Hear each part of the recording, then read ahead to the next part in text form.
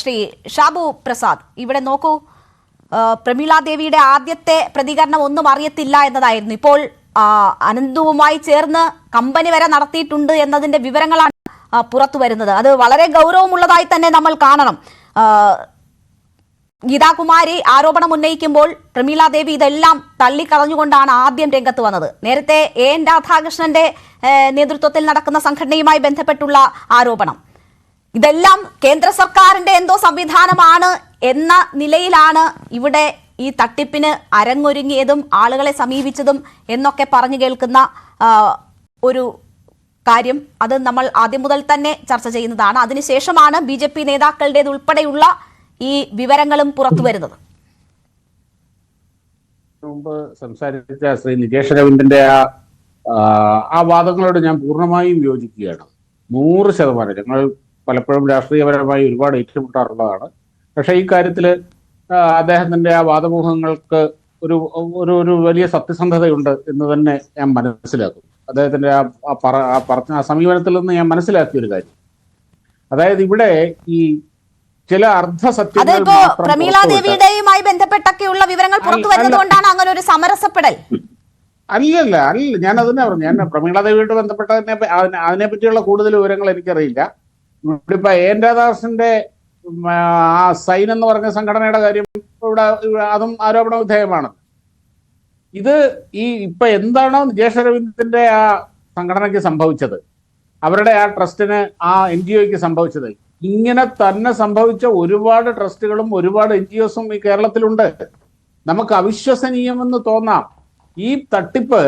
കാര്യം ഒരിക്കലും നമ്മുടെ നാട്ടിൽ വരുന്ന ഈ ആട് വാഞ്ചിയം തെക്കൊക്കെ ഒന്നുണ്ട്. ഓരോ തട്ടിപ്പും ഒരിക്കലേ അത് ചെയ്യാൻ കഴിയുള്ളൂ, അത് പിന്നീട് ആവർത്തിക്കുകയും ഇങ്ങനെ തുടർച്ചയായി പല പ്രാവശ്യമായിട്ട് പല രൂപത്തിൽ ഈ തട്ടിപ്പുകാർക്ക് നിന്നു കൊടുക്കാൻ പാകത്തിൽ അവരുടെ ഒരു പൊട്ടൻഷ്യൽ ആകുന്ന ഒരു അവസ്ഥയിലേക്കാണ് കേരളം പോയിരിക്കുന്നത് എന്നത് വളരെ കാര്യം. ഇനി എനിക്ക് തോന്നുന്നില്ല മറ്റൊരു സംസ്ഥാനത്ത് ഇമാതിരി നടക്കുമെന്ന്.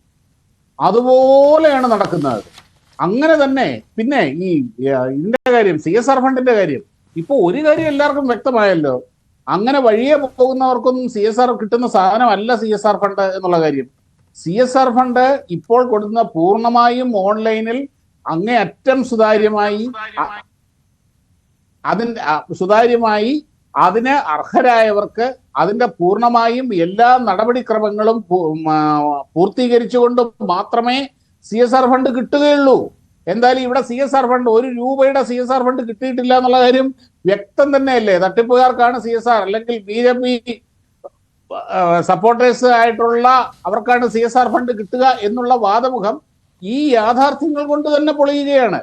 അപ്പൊ ശ്രീ ഷാബു പ്രസാദ്, താങ്കൾ സൂചിപ്പിച്ചതുപോലെ CSR ഫണ്ടിന്റെ 1 രൂപ പോലും ഇവർക്ക് എടുക്കാൻ കഴിഞ്ഞിട്ടില്ല. നോക്കൂ, പക്ഷേ ഇവിടെ വിശ്വാസ്യത ജനിപ്പിക്കാൻ വേണ്ടി ഇവർ ആദ്യം വാങ്ങുന്ന പകുതി പണം വാങ്ങിക്കൊണ്ട് ഈ സാധനങ്ങൾ കൊടുത്താണ് വിശ്വാസ്യത നേടിയത്. അത് പലതരത്തിലുള്ള വാഹനങ്ങൾ തന്നെയും പകുതി വിലക്ക് കിട്ടിയവരുണ്ട്, വാഷിംഗ് മെഷീൻ കിട്ടിയവരുണ്ട്, തയ്യൽ മെഷീൻ കിട്ടിയവരുണ്ട്, ഫോൺ കിട്ടിയവരുണ്ട്. അങ്ങനെ പല തരത്തിലുള്ള തട്ടിപ്പിന്റെ ആദ്യ രൂപത്തിൽ അവരുടെ വിശ്വാസ്യതയെ ആർജിക്കാൻ വേണ്ടി ഇവർ ഈ സാധനങ്ങൾ തിരികെ നൽകിയിട്ടുണ്ട്.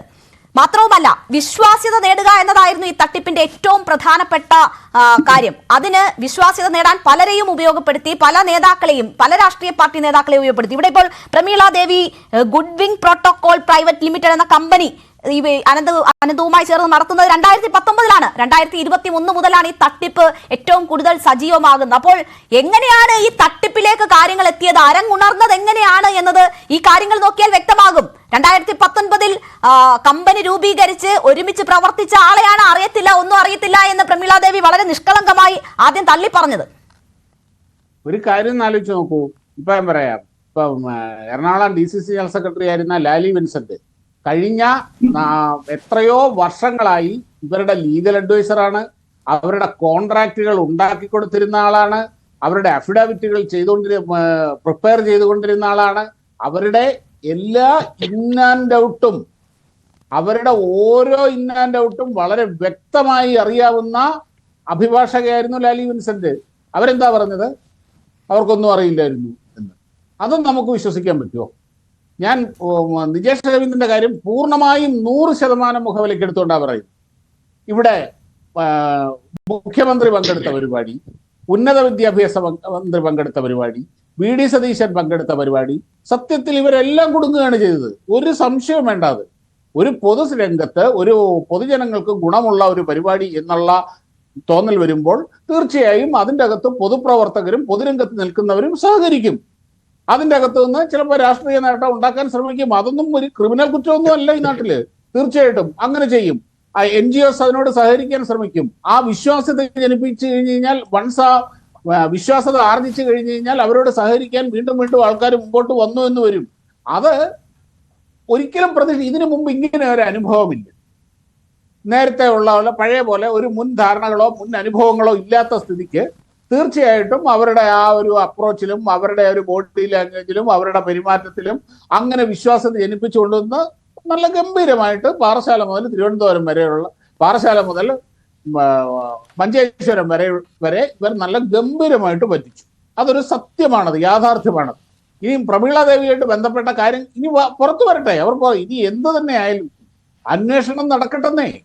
അന്വേഷണം നടത്തി ഇതിന്റെ കാര്യങ്ങൾ പുറത്തു വരട്ടെ. ആ അന്വേഷണം നടത്തി പുറത്തു വരണം. അതാണ് അത്.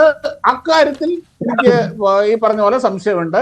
അത് എത്രത്തോളം പുറത്തു വരുമെന്നും അത് എത്രത്തോളം അർദ്ധസത്യങ്ങൾ വരുമെന്നും അതുവരെ ഇതുപോലെ ഈ പൊതുപ്രവർത്തകരെ ഈ സംശയത്തിന്റെ മുനയിൽ നിർത്തി ഈ വൃത്തികെട്ട രീതിയിൽ റീച്ച് ഉണ്ടാക്കുന്ന ഈ ഈ വില കുറഞ്ഞ മാധ്യമ പ്രവർത്തനമുണ്ടല്ലോ, അതിൻ്റെ അകത്ത് ഒരു കാര്യമുണ്ട്.